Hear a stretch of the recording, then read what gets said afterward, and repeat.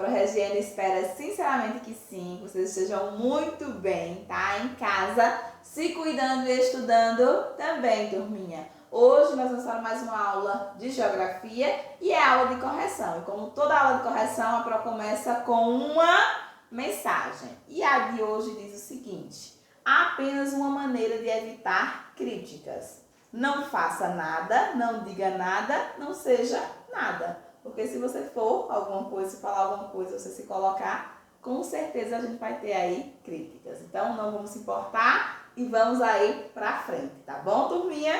E nossa correção de hoje é sobre o capítulo 3, ok? Então acompanhe a correção. É uma aula mais extensa, porque é aula de correção, mas vamos fazendo aí no tempo de vocês e dá tudo certo, tá bom? Então acompanhe a correção de hoje.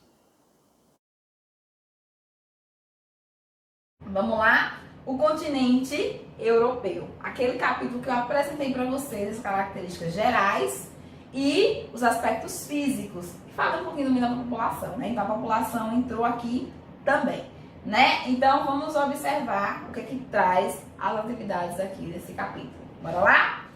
Então, página 109, abram aí o livro, preparem para a gente começar a nossa correção. Primeira questão é aquela questão bem gostosinha que fala sobre a questão, né, climática, sobre o clima e vegetação, né? Vamos associar aqui, ligar a questão de clima e vegetação, que é importante aqui quando a gente fala do continente europeu. Associe as formações vegetais da segunda coluna aos climas da primeira coluna. Então, clima na primeira, vegetação na segunda coluna. Vamos observar. Temperado continental. Qual é o tipo de vegetação que a gente tem no clima temperado continental? Eu sempre falo para vocês, o temperado continental é aquele que a gente tem aquelas florestas, né? Só que aquelas florestas que elas são arbustivas, que a gente pode chamar das estepes, né? Então eu coloquei as estepes como sendo o tipo de vegetação, né, predominante aí. É aquela que eu falei pra vocês, né? O temperado continental é aquelas florestas que a gente vê bem coloridazinha, né? Que tem aquelas tonalidades muito bonitas, né? A folha sempre com um colorido a mais, né? A gente conhece aqui como sendo as estepes. Subpolar. Aqui, quando a gente fala em subpolar, eu vou colocar e vou ligar também a questão do frio. Podemos falar subpolar ou frio, né? Fique aí à vontade para a utilização do termo. Subpolar ou frio, a gente tem que ter vegetação. Lembrem aí que eu falei para vocês. Então, quando eu falar clima frio ou subpolar, nós vamos lembrar sempre, nono ano, de taiga, ok? Ou florestas de coníferas, né? Aqui também, ou floresta boreal. Todas essas vão estar se referindo, né, ao clima subpolar. A taiga, subpolar. E o polar, tundra. Lembra que eu faço aquela questãozinha? Lembrem sempre. Taiga, frio, tundra, polar.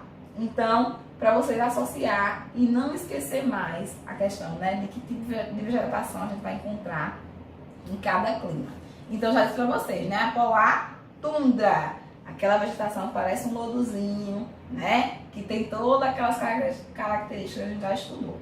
Temperado oceânico vai ser as florestas temperadas aí. Oceânicas por quê? Oceânico por quê? Porque vai estar próximo ali ao mar. Então é aquele clima, quando eu falo temperado continental, mas no interior. Temperado oceânico também já vai estar mais ligado aí, no ano, a questão, né, próximo ao mar. Tranquilo? Associamos aí? Então ficou, né? Pausa, anota aí. Então ficou 3, 4, 1, 2, né? Correto.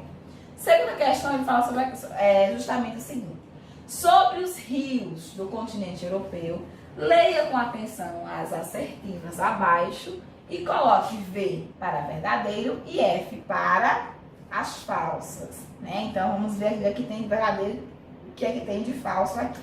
Primeira, assertiva A. O rio Volga, lembra lá dos rios principais? O Volga, que nasce na Rússia, é o mais extenso do continente. Já disse se isso já me ganhou. É verdade, o Volga é o maior rio do continente europeu. Por isso já está verdade. Mas vamos ler para não ter dúvida. Apesar de congelar durante parte do ano, é a principal via fluvial do país. Ó, troféu joinha aqui. Corretíssima a questão, tudo no lugar, tudo correto, né? Que nasce na Rússia, né? O mais extenso, foi colocando aí nas informações, tudo corretinho. Verdadeiro. B. O rio Reno apresenta-se como o mais navegado da Europa. Perfeito, né? Pois nas suas margens existe um forte adensamento populacional. Vamos ler para desencargo de consciência, né? Em virtude da urbanização iniciada com a Revolução Industrial da Alemanha e da França. Perfeito, turminha, aquela questão que vai colocando, ó, tudo bem certinho.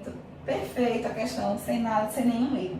Né? O rio Reno, ele vai ser o mais navegado e também vai ser um rio que a população vai ter muito acesso, né? Porque as cidades, principalmente da Alemanha e da França, vão ser construídas geralmente às margens desse rio aqui. Ok? Rio Danúbio, olha, tá colocando só os rios que a gente trabalhou na aula, lembram? O rio Danúbio passa por 8 países. Perfeito. Né? E aqui outra coisa, é aquele rio que eu disse para vocês que é conhecido como o rio da integração, da ligação nacional, né? Que também serve para a questão aí das indústrias. Lembra que eu falei? Bom lembrar, né? É país da Europa e se constituiu a principal via de ligação entre os países da região central do continente e os portos do Mar Negro. Gente, aqui perfeito, no cantinho. O rio Po, mesmo estando localizado no norte da Itália, tá correto até aqui, região de forte industrialização, não apresenta impactos ambientais, nem poluição nas suas águas. Vocês já viram um rio que está num lugar de forte industrialização que não apresenta impactos ambientais em questão de poluição nas suas águas? Então a parte que está errada aqui na questão é a questão da industrialização, né? Essa questão da ligação ambiental, né? Que não apresenta impactos ambientais. Então essa aqui é a questão errada. O rio Po realmente está localizado na Itália, né? No norte da Itália. Então essa partezinha aqui foi a parte incorreta, então essa daqui é falsa. Então fica assim, V, né? V e a D falsa. F. Tranquilo? Pausa aí, né? Vamos visualizando direitinho. Vou beber uma aguinha. Fiquem aí corrigindo.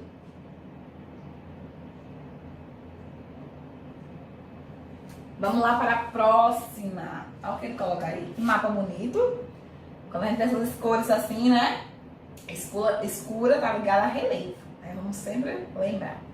Observe o mapa a seguir e identifique as unidades de relevo que o viajante vai encontrar no seu traçado, né? No seu roteiro, no roteiro de traçado.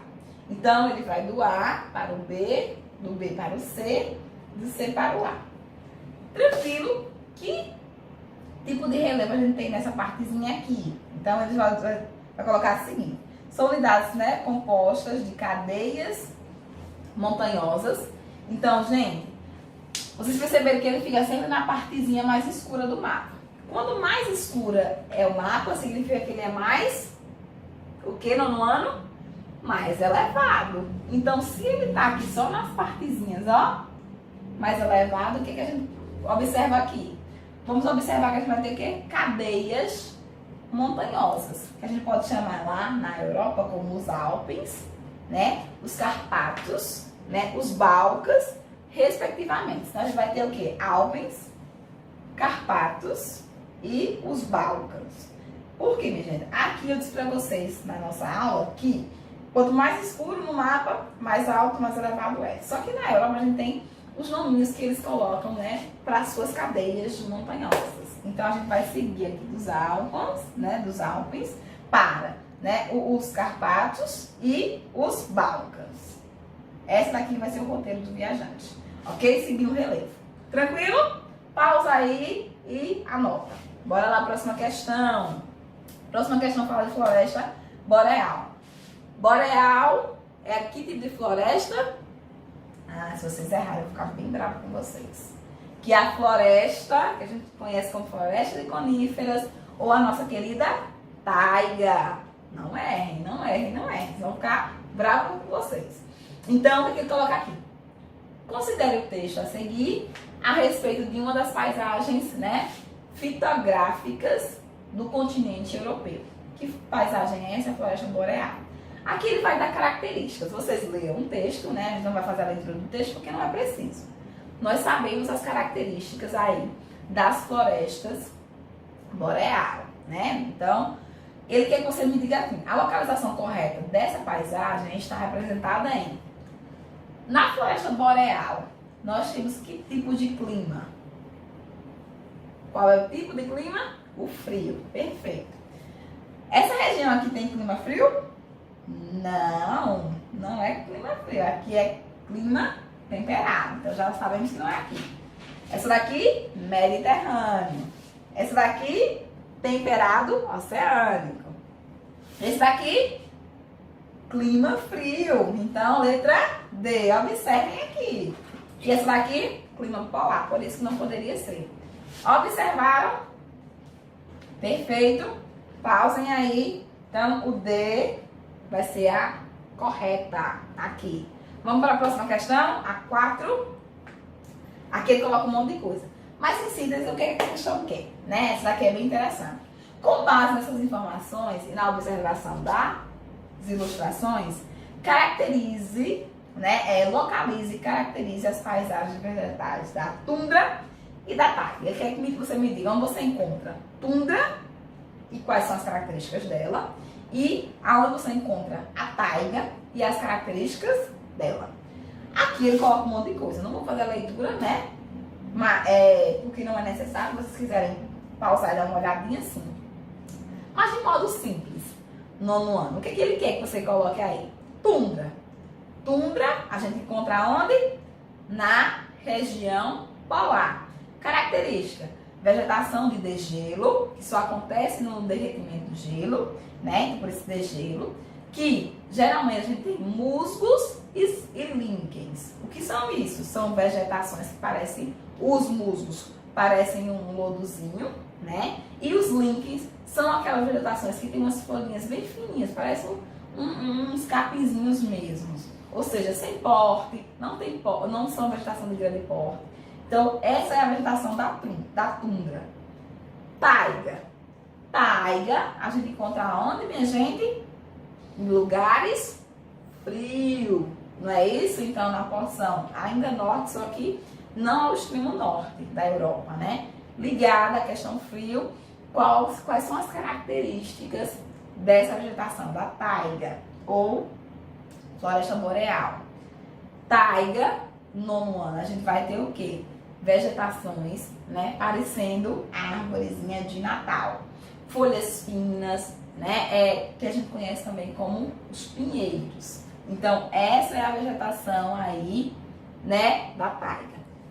Lembra o que a Pro disse aí? Pronto. Então, essas aí são as características e a localização de cada uma, que é o que a questão pede, ok? Só encontramos na Europa? Lógico, evidentemente que não. Quando eu falo frio, vou encontrar em outros pontos aí do planeta Terra. Então, era só isso que a questão queria de vocês, ok? Aqui ele vai colocar todas as informações, né? Vai pegar tudo aí e vai colocar. Não precisa colocar tudo isso. Coloque informações que vocês vão lembrar de características dessa vegetação aí, né? E onde a gente encontra elas, ok?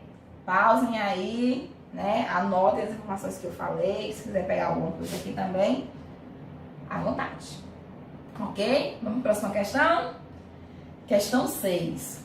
Quanto à taiga siberiana, podemos afirmar que a taiga siberiana, floresta relativamente homogênea, na qual predomina pinheiros. Perfeito! Eu falei para vocês na questão anterior. Os pinheiros, eles são vegetação de quê, minha gente? Da taiga, né? E é uma floresta homogênea, porque vão ser as arvorezinhas de Natal, ok? Vamos lembrar aí, lembrem sempre, eu sempre costumo dizer isso para vocês. Então, a primeira proposição, corretíssima. Segunda, é a maior floresta do mundo, não é? Qual é a maior floresta do mundo? amazônica, floresta equatorial tropical. Perfeito. Então, a segunda está errada. Terceira, é denominada também floresta boreal e possui folhas largas. Não. Latifoliadas. Folha larga não, minha gente. A folha da floresta boreal é aquela folha mais fininha. Aí a arvorezinha na terra a gente compra até de plástico aí. Então tem aquela folhinha, é igual. Que regulam, né, o metabolismo da transpiração no período frio. Então, só que está correta é a A. O livro trouxe um errozinho, né? Então observem aí que ele vai colocar como questão certa A, que diz que a proposição 1 e 2 está correta. Só que a gente viu que a 2 não está, porque a taiga siberiana não é a maior floresta do mundo. Então, o livro colocou a A, mas não é a. É a que tem apenas a alternativa à proposição 1. Então, é a E. Ok? Então, não vão por aqui não, ok? Vá pelo que a Pro disse. A alternativa é somente a proposição 1 que está correta. As outras duas estão incorretas. Ok? Acontece, né? Até os livros erram, como eu disse para vocês de vez em quando. A Pro erra, o livro erra de vez em quando. O problema é corrigir, né? O importante é isso. Ok? Então vamos lá. Questão, né? As questões da página, que vai começar aí a página 115. Essa 115 aqui só para ver o texto, né? Que vai servir como base para a questão 1, 2 e 3. O texto eu não coloquei ele todo não, porque ele era um texto extenso. E vocês já fizeram a leitura. Então diz assim: envelhecimento da população europeia é, né, desafio para o sistema de saúde. O que ele colocava no texto? Que vocês fizeram a leitura. Ele colocava a dificuldade, né, do envelhecimento dessa população para o sistema de saúde. Como é que esse sistema de saúde teria que se reinventar para atender essa população. E aí ele vai colocando, inclusive, as projeções para a diminuição da população da Europa até 2060. Não é isso? Acho que era para 2060 ele colocava. Ele colocava essa diminuição da população. Então era essa a logística do texto. Colocar esses desafios. Vamos ver o que ele colocava e pedir as perguntas. Primeiro, por que o texto faz uma relação do envelhecimento da população com o sistema de saúde? Porque quanto mais idosos, mais a gente precisa ter um sistema de saúde que se adeque e comporte essa necessidade do idoso.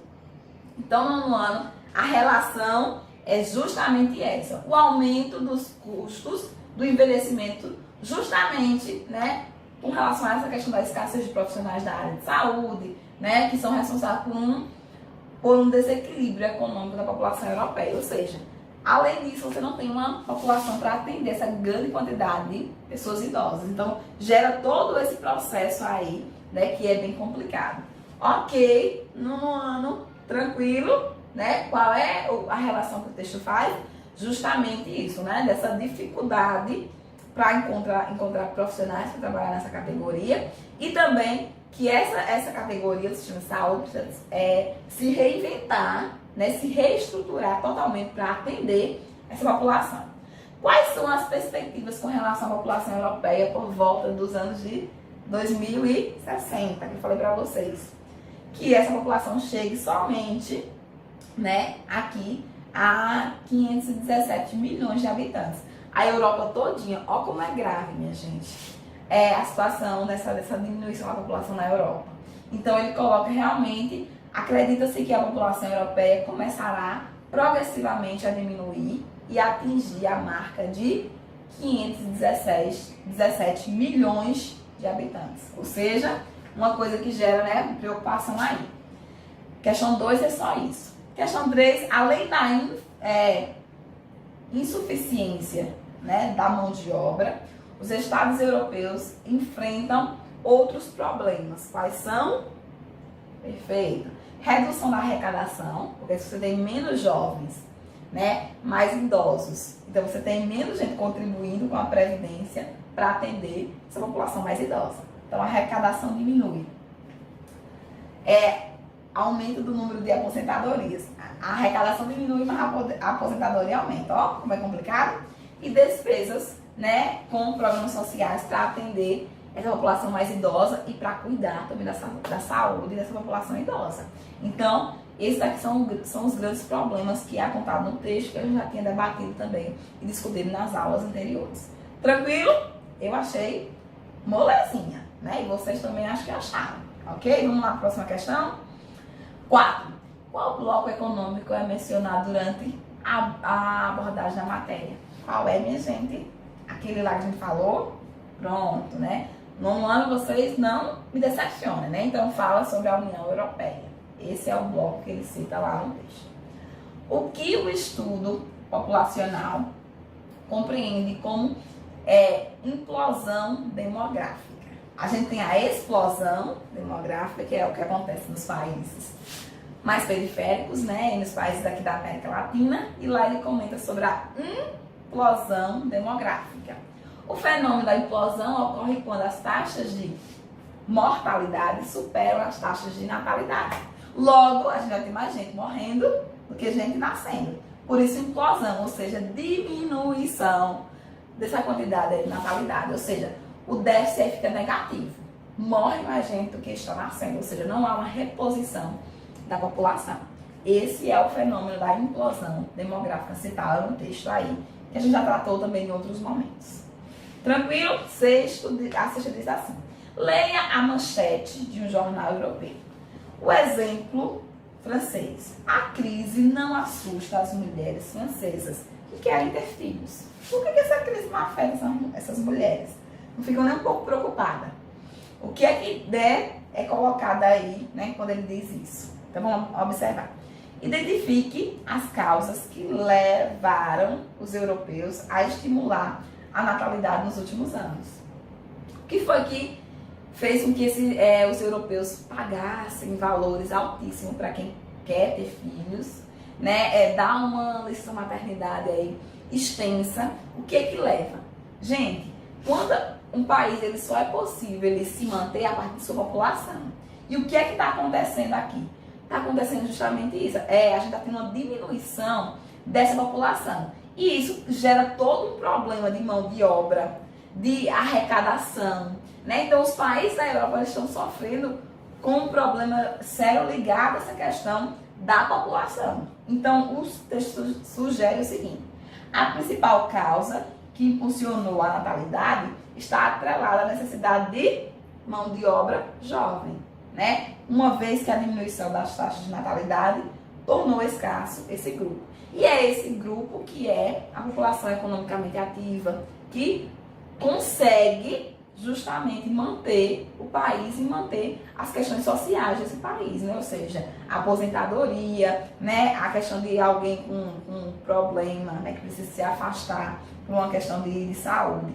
Então, os jovens, que é a população economicamente ativa, é que vai manter esse setor aqui. E quando você tem poucos jovens, dá um desequilíbrio aí nas contas, ok? Então, era justamente isso que proporciona essa necessidade de você gerar esse incentivo para que essas mulheres tenham filhos, porque precisa de população. Tranquilo? Eu acho que está tranquilo aqui, tudo dentro do que a gente já conversou e foi falando aqui nas nossas aulas, né? Vamos lá, próxima questão.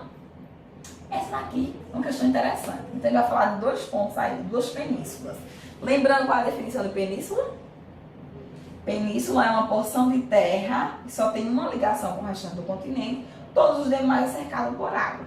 Não esqueçam, porque senão fica difícil, ok? Então, aqui a gente vai ter o quê? Ele quer que você observe essas 2 áreas aqui, eu já até estou dando a resposta. Né? A forma e os contornos do continente europeu, né, proporcionaram a criação de portos e cidades, né, que facilitaram o deslocamento de diversos povos ao longo da história. Sobre esse tema, né, utilizando os conhecimentos que produzimos ao longo deste capítulo, observe o mapa e responda. Observamos que península é essa? Península Ibérica. Que península é essa? Península Balcânica. Então, aqui a gente vai ter 2 penínsulas, né, áreas de grandes elevações, né, que também de grandes importâncias. Vamos lá ver o que pergunta? Vamos lá? Qual o nome de cada uma dessas penínsulas. A 1, Península Ibérica, já tinha dito para vocês, e a 2, Península Balcânica. Né? As duas são duas penínsulas importantes na Europa. Qual a importância da Península 1 no processo de construção de um mundo globalizado? Gente, a Península Ibérica, né, está localizada, né, naquela região de Portugal e Espanha. E Portugal e Espanha teve alguma influência no processo de colonização do resto do mundo? Aí vocês me digam, teve ou não teve? Com certeza. Então, elas começam um processo que a gente chama de globalização, né, através das grandes navegações aí. Portugal sendo a pioneira, né, logo seguida ali por Espanha e aí depois outros países. Mas esses países aí foram ambos, né, os dois que iniciaram esse processo. Então, a Península 1 é a Península Ibérica, que é formada por esses dois países aí, né? Esses dois países que foram países-chave. Tranquilo? Questão A. Questão B. Acho que, né, não tivemos problemas até aqui não, né? Então, tranquilo.